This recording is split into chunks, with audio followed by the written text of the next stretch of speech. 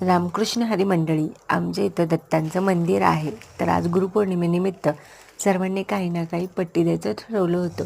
तर आम्ही म्हटलो आम्ही 5 KGचा शिरा करून देतो.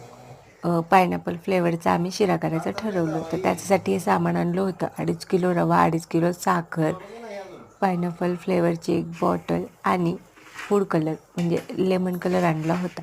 तर फायनली मी शिरा बनवायला घेतलेला आहे. एकीकडे रवा भाजत होते आणि एकीकडे पाणी तापायला ठेवलं होतं गऱ्यामध्ये ओतायसाठी.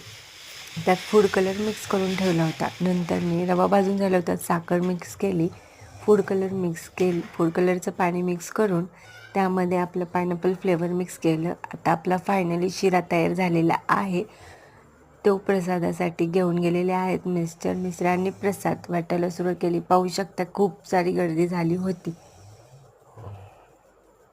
आणि बघता बघता आपला प्रसाद आपल्यापर्यंतही आला. प्रसाद छान होता.